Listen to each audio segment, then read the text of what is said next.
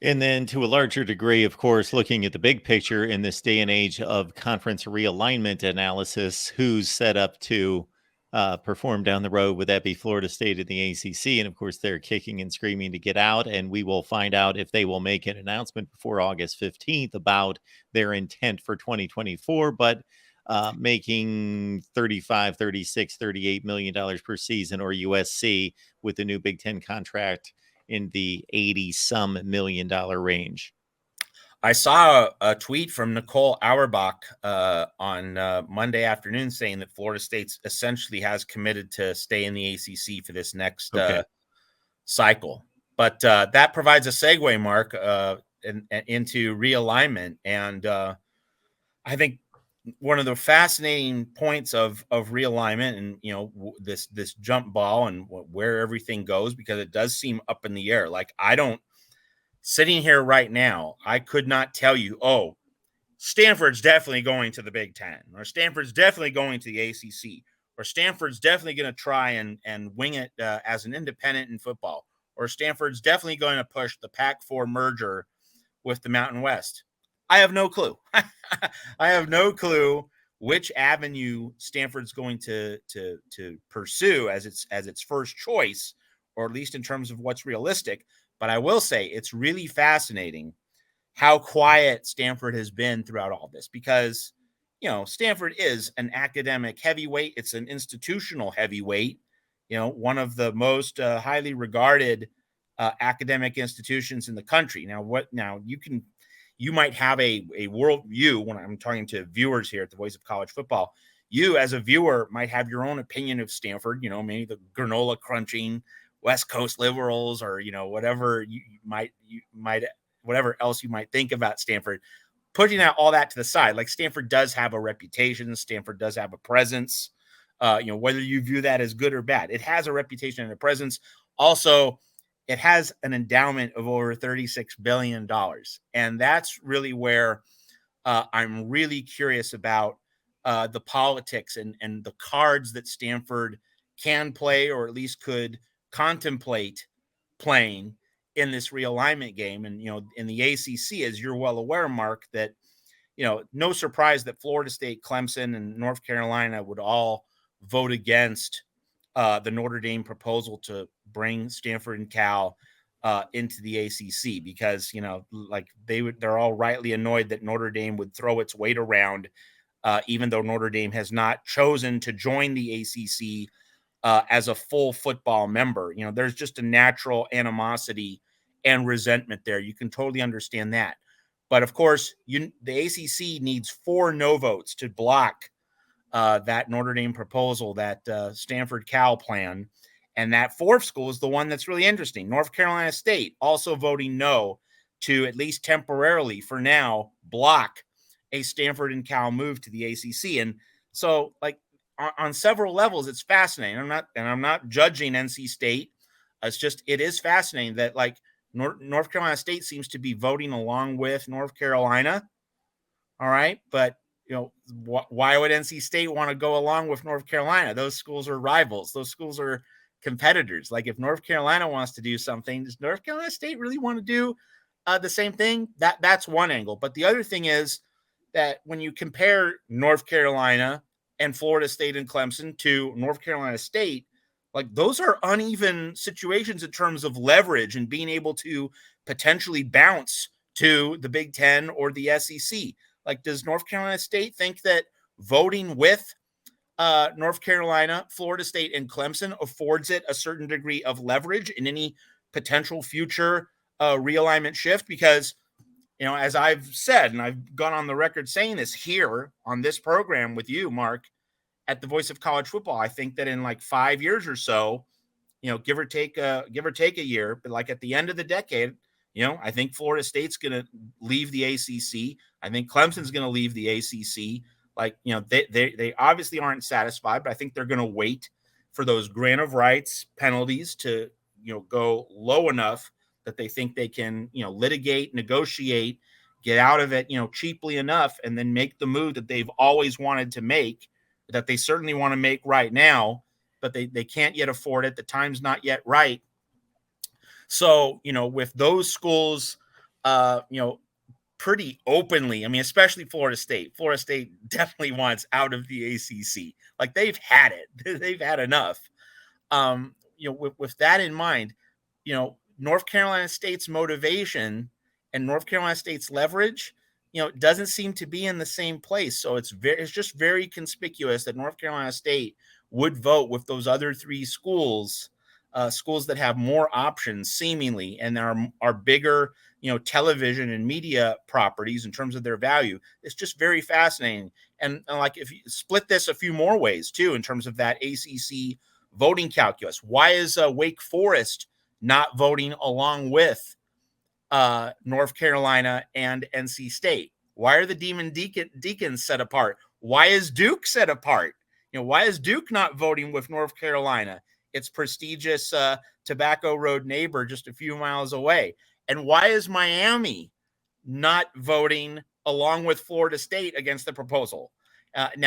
So one part of the speculation, the conversation about this is that, the 11 yes votes, that some of those votes are just for show.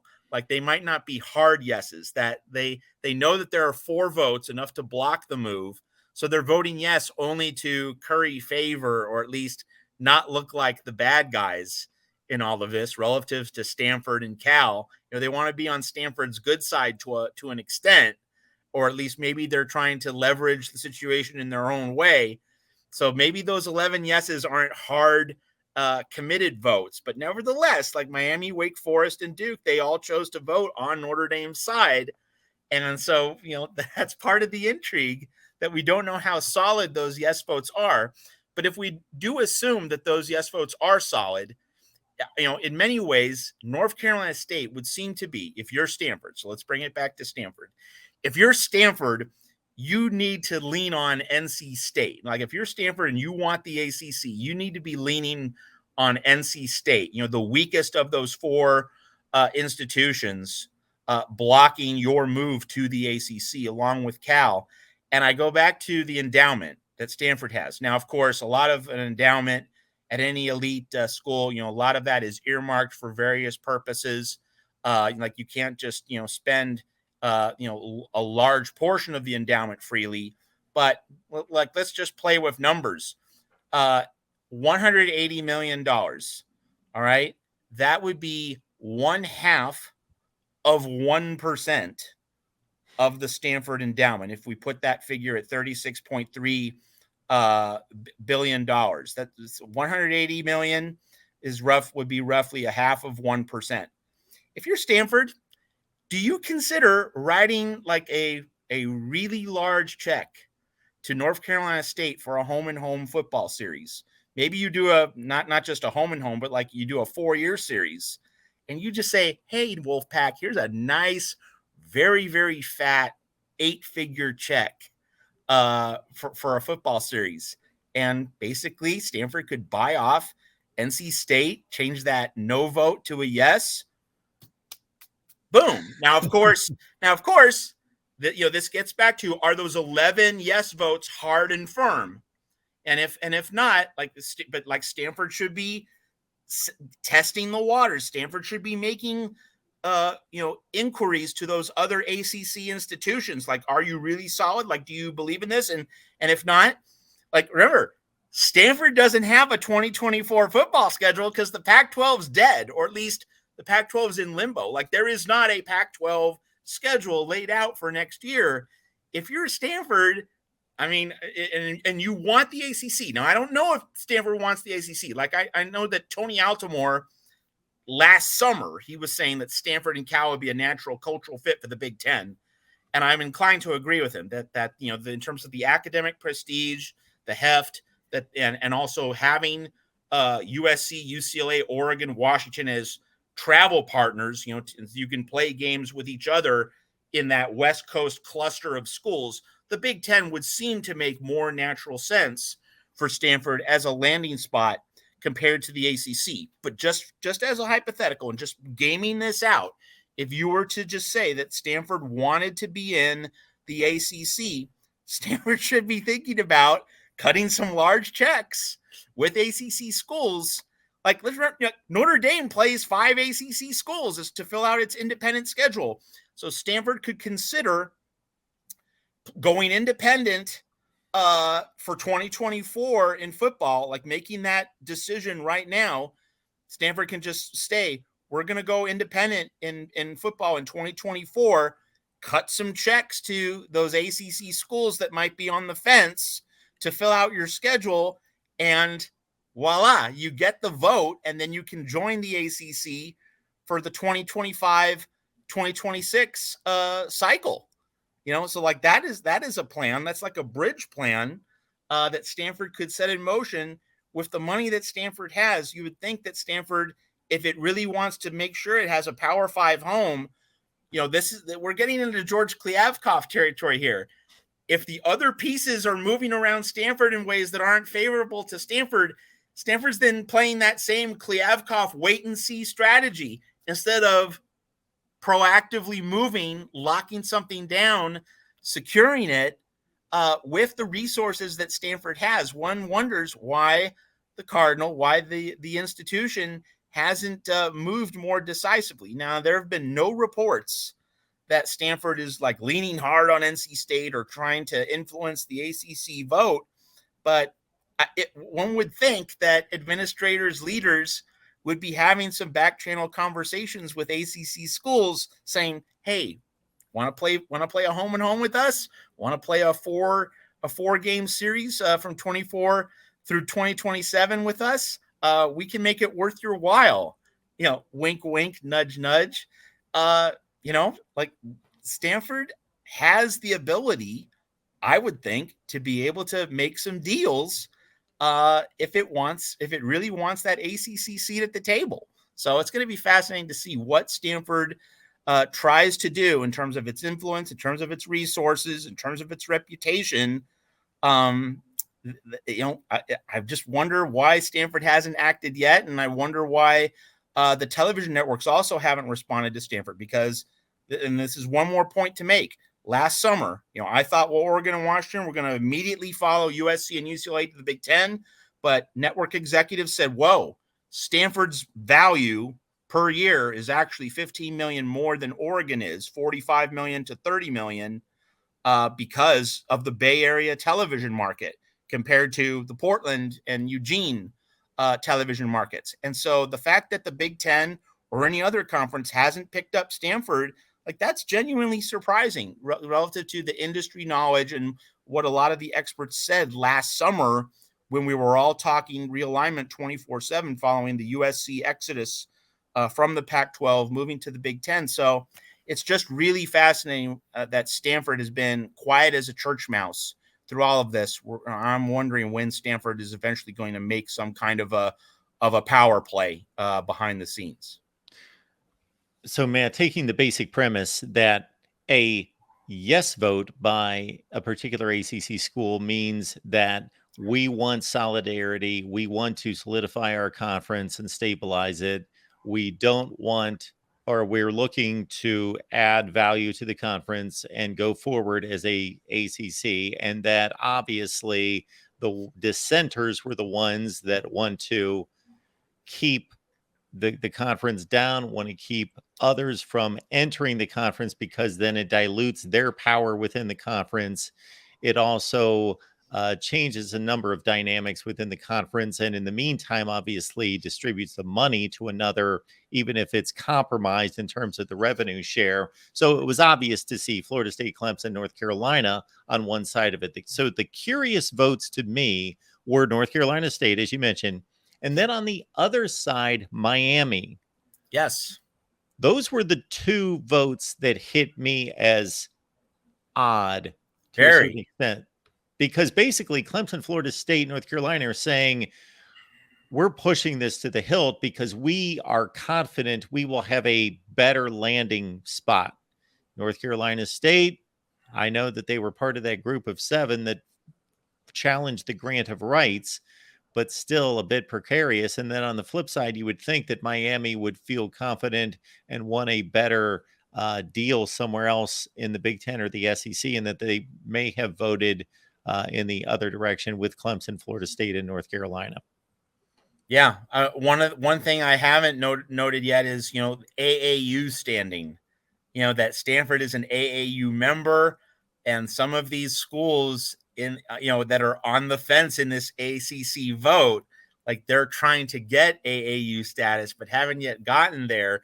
And so, how much do they want to be seen as an ally or opponent of Stanford? That is another political plot point, an open-ended one, and how that is driving these decisions. I mean, it's fascinating to contemplate. Like, I don't know the inner workings of this. Tony Osborne, I think, could speak a lot more knowledgeably than I could, but it's just that is another political plot point to note in all of this.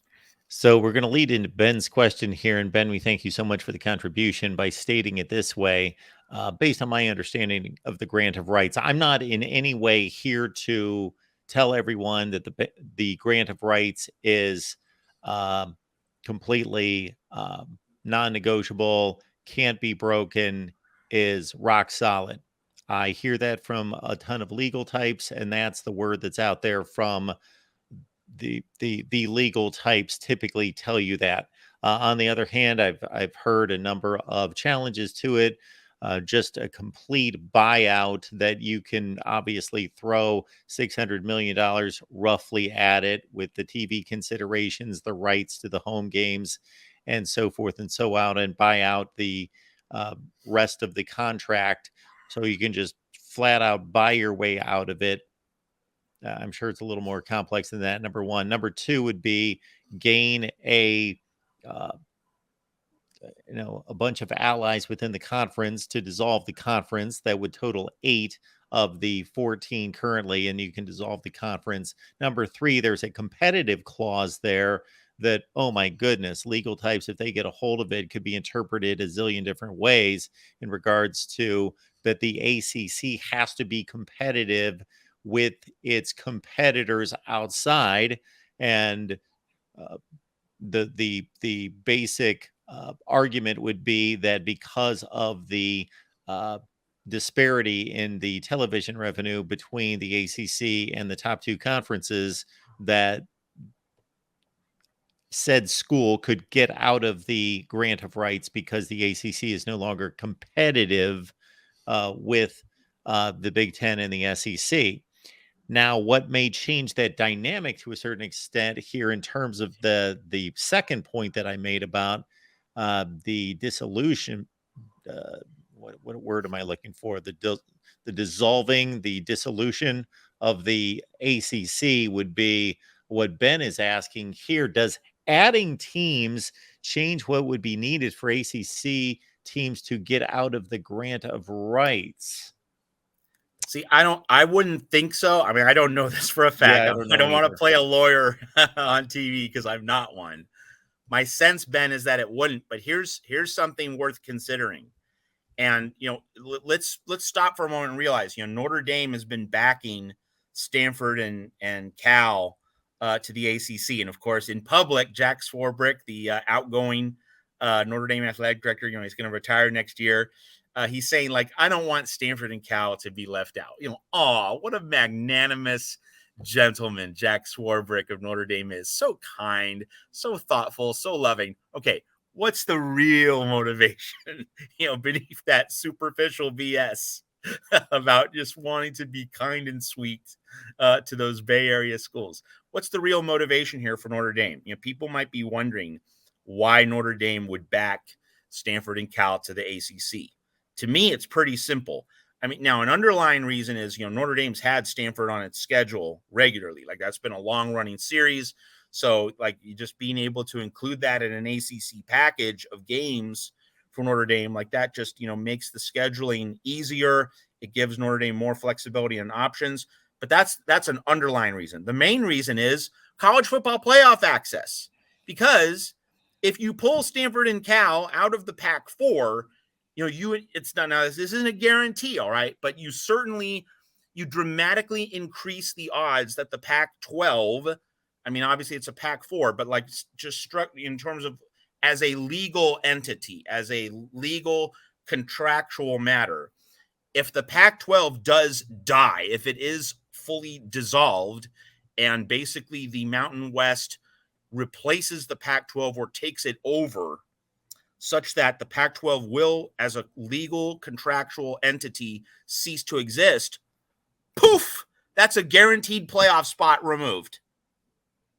And Notre Dame will have instantly increased the odds of getting playoff access, getting its foot in the door. Now, obviously, if you're looking at this from both a Pac-4 perspective, Stanford, Cal, Oregon State, Washington State, and also from the Mountain West, one of the important details to note here is that, the Mountain West executing a hostile takeover of the Pac-4 is not very likely, precisely because if that's how the Mountain West and the Pac-4 do combine, with the Mountain West, gobbling up the Pac-4 schools, if it's done that way, the Pac-12 dies and the Mountain West does not have Power 5 membership.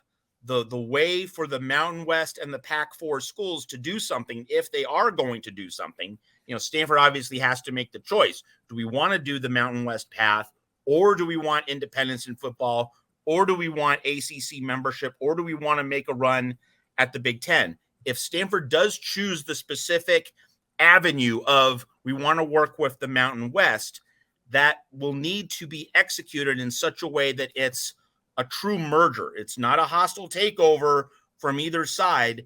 It's just a blending of schools on even terms, no exit penalties for leaving the Mountain West, going to the Pac-12.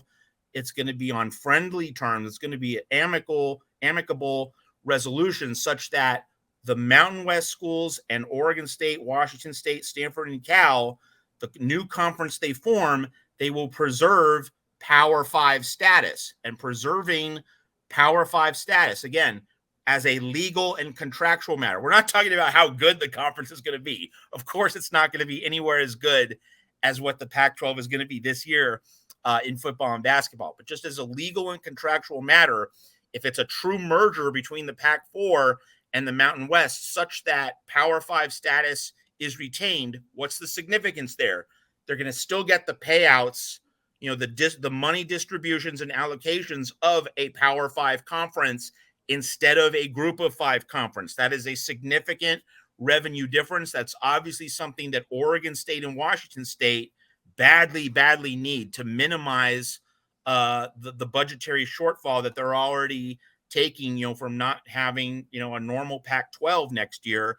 It will reduce the extent of Oregon State's and Washington State's financial problems if those budgetary distributions and allocations for the playoff, also for the NCAA tournament, those win shares, those win units that you get for winning a game or when your conference wins a game in the NCAA tournament, preserving all those things, that would be done if the Pac-4 and the Mountain West merge on friendly terms, as opposed to one conference taking over the other, raiding the other conference. If it's a friendly merger, they can preserve Power 5 status. So again, Notre Dame, if you're trying to think about three-dimensional chess and you're trying to think about the Machiavellian scheming way to get what you want or get more of what you want, Notre Dame can pull Stanford and Cal over to the ACC. You basically undercut, you kneecap the ability of